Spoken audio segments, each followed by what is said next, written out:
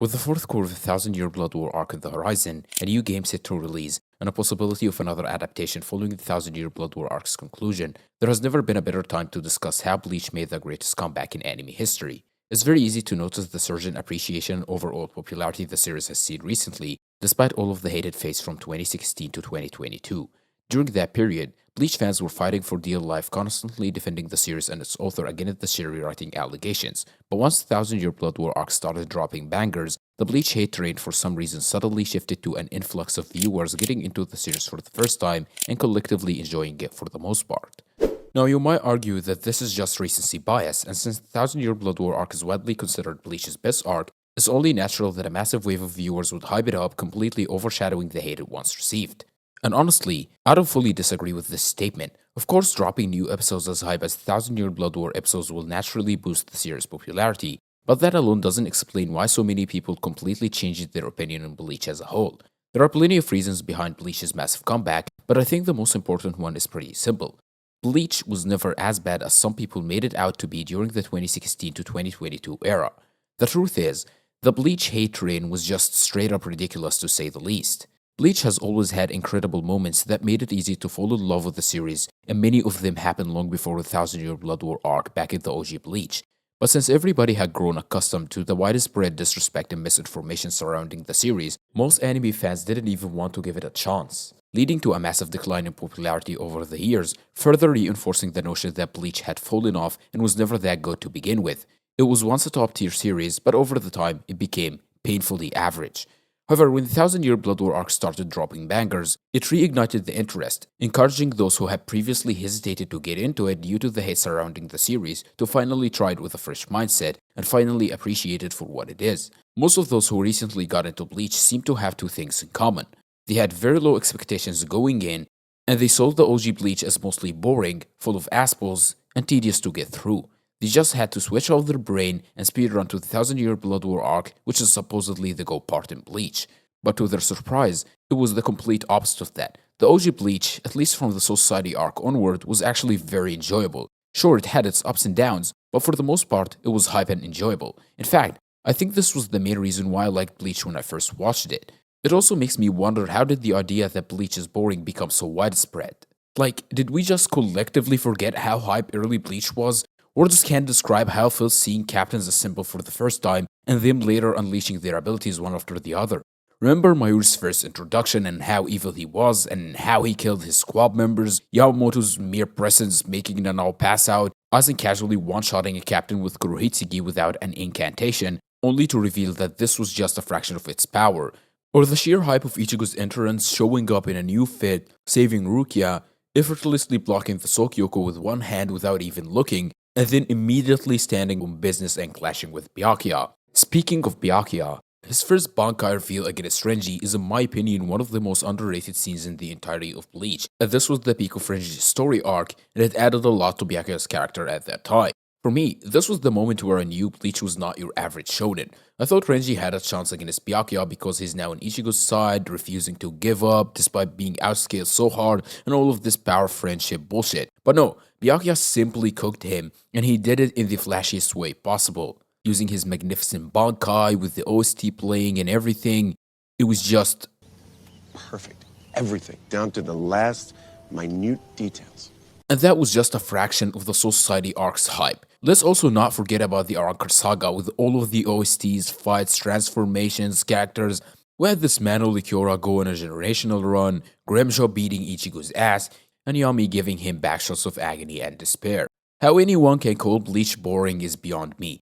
There is a reason why many New Gen authors cite Kubo's work as a major inspiration. And whether or not you think the New Gen mangas are bad, one thing they undeniably excel at is hype. Now, I'm not saying taking inspiration from Bleach is the sole reason for their success.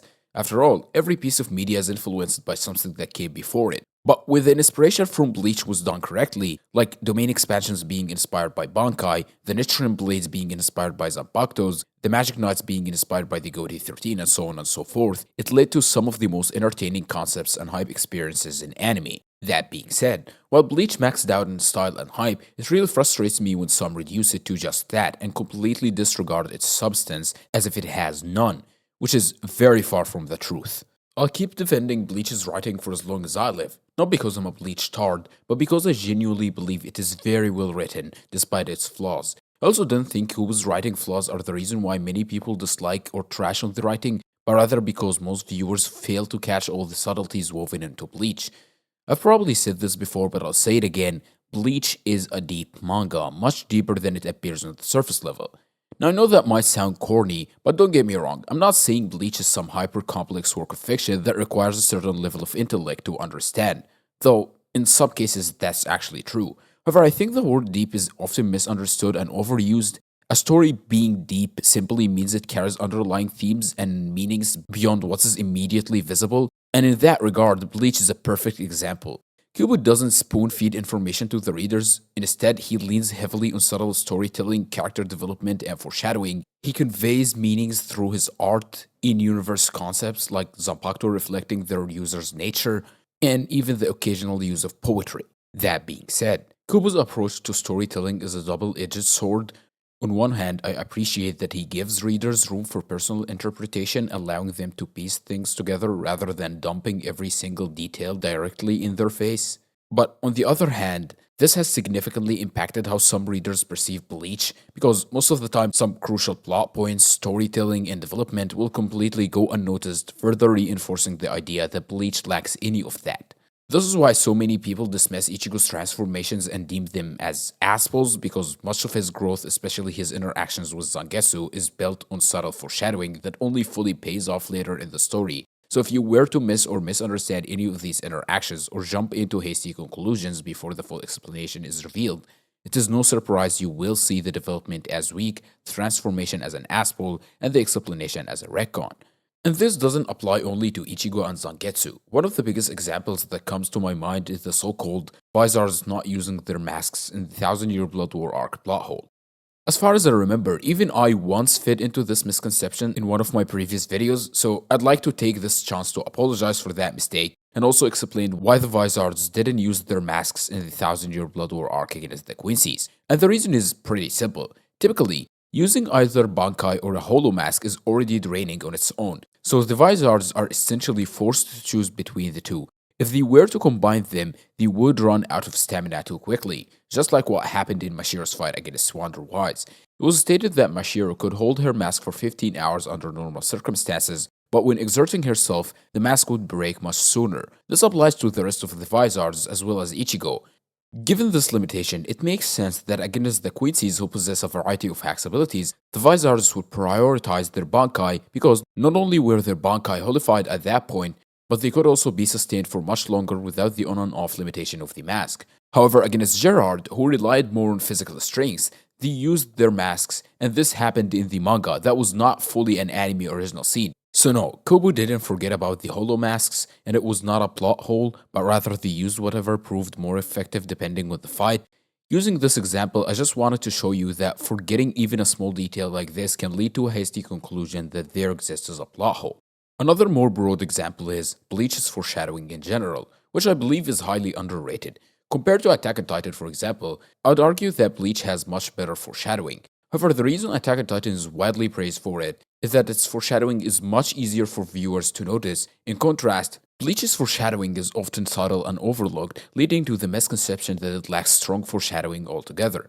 Again, this can be applied to every writing element in Bleach, but maybe that's a discussion for another video. The point is, even if you love Bleach, fully grasping its depth requires a certain level of focus and comprehension to catch every plot nuance. Even I, as one of the biggest Bleach glazers out there, have made multiple videos praising its foreshadowing and writing in general, only to realize later that I had missed even more details each time I revisited the series.